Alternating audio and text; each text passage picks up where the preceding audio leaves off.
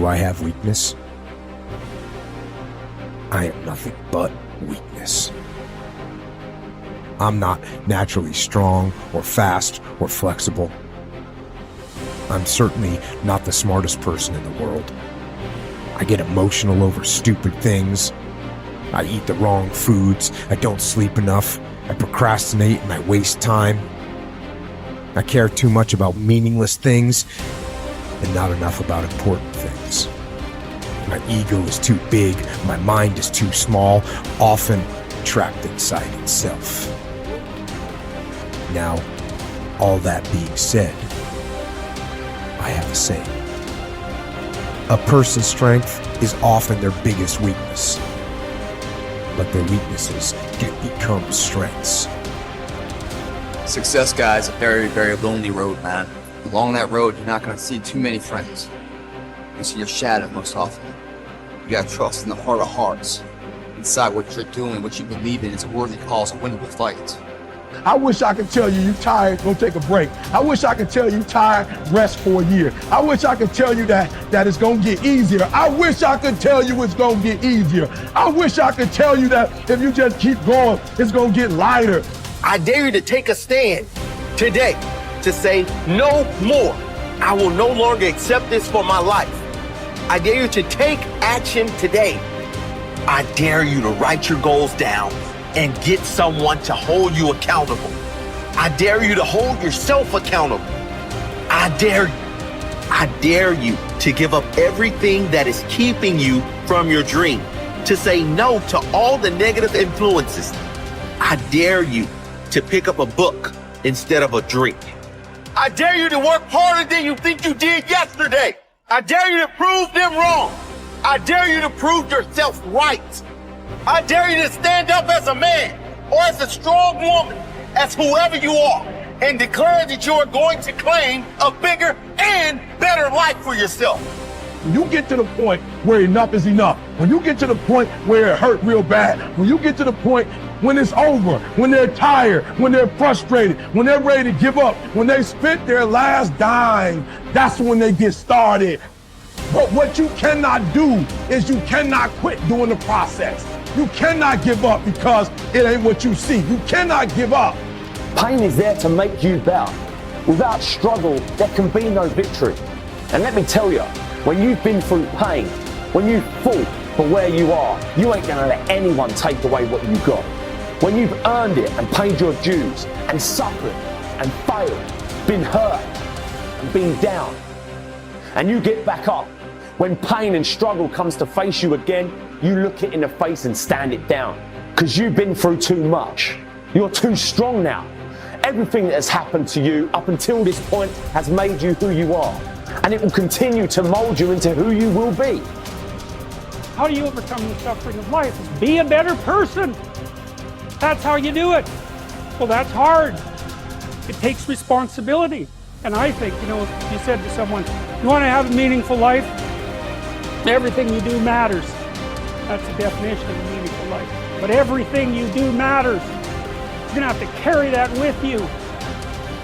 Or do you want to just forget about the whole meaning thing and then you don't have any responsibility because who the hell cares? And you can wander through life doing whatever you want, gratifying impulsive desires for how useful that's going to be. And you're stuck in meaninglessness, but you don't have any responsibility. Which one do you want? Well, ask yourself, which one are you pursuing?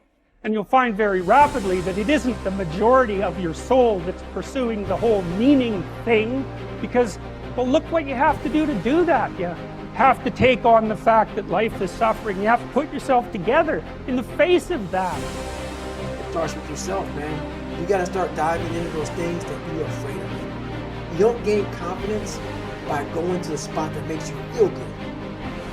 It's gonna be a false reality. And the second life gives you that challenge, all you want to do is go back to what made you confidence, or what gave you confidence, is that happy spot.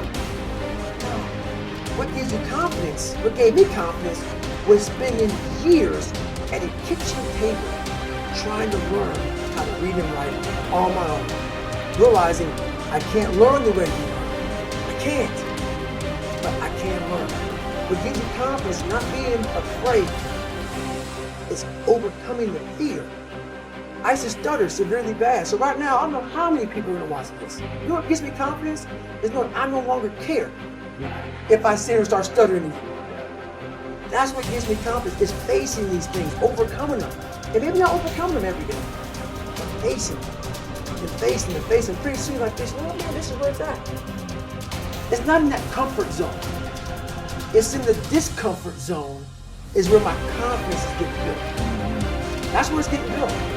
But people want they want an easier answer. There has to be an easier way.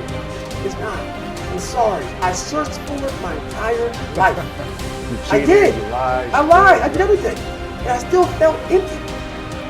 I walk around with a backpack with all my stuff and no car. And I walk around happiest person in the world. Have nothing. Happy as hell. It's because I found out the whole key to life. It's not in all that. Have to face yourself. So many people live to be 100 years old and they die miserable, having everything, because they never examine. I call it my live autopsy. You never examine this. Happiness, peace, enlightenment, it's all up here, man. It's all up here. And when I start talking like this, people are, man, I don't know. It's the truth, man. It's all up here. You just got to be willing to go and face it. And that's the hard part. Attitude is a reflection, a result of a person's will. It is incalculably powerful. It can bring about marvelous results for us, but we need to train it patiently, day by day. Now let's talk about the attitudes of people who are successful. The top 5% of the people who go sailing through life from one success to another and who, even when they fail at something, shrug it off and head right out again. No matter who the person is or what he does, men and women in sales, business executives, people in all the professions, wives and mothers, students, top people in the armed forces, public servants, men and women in the service of religion, working men and women in all fields of endeavor, wherever you find a person doing an outstanding job and getting outstanding results, you will find a person with the right kind of attitude. These people take the attitude toward themselves that they can accomplish what they set out to accomplish, that there's no good reason on earth why they can't be competent, successful. They have a healthy attitude toward themselves and, as a result, toward life and the things they want to accomplish. And because of this, they achieve some remarkable things, and they come to be called successful, outstanding, brilliant, lucky, and a lot of other things. They're quite frequently no more brilliant or outstanding than the majority of the people by whom they're surrounded.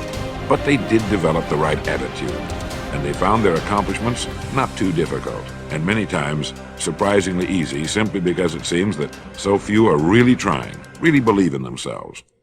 Successful people come in all shapes and sizes and in widely varying degrees of intelligence, background, and so on. But they all have one thing in common. They expect more good out of life than bad. They expect to succeed more than they fail. If you want something worthwhile, take the attitude that there are a lot more reasons why you can have it than there are that you cannot, and set out to earn it. Go after it, work at it, ask for it, and 9 times out of 10, you'll get it. Our environment is really a mirror of our mental attitude. If we don't like our environment, we have to change our attitude first. Your ability and willingness to discipline yourself to accept personal responsibility for your life are essential to happiness, health, success, achievement, and personal leadership. Accepting responsibility is one of the hardest of all disciplines, but without it, no success is possible. The failure to accept responsibility and the attempt to foist responsibility for things in your life that make you unhappy onto other people, institutions, and situations completely distort cause and effect, undermine your character, weaken your resolve, and diminish your humanity. They lead to making endless excuses. There is a direct relationship between the acceptance of responsibility and the amount of personal control you feel you have over your life. This means that the more you accept responsibility, the greater sense of control you experience. There is also a direct relationship between the amount of control you feel you have and how positive you feel. The more you feel that you have a high sense of control in the important areas of your life, the more positive and happy you are in everything you do. When you accept responsibility, You feel strong, powerful, and purposeful. Accepting responsibility eliminates the negative emotions that rob you of happiness and contentment.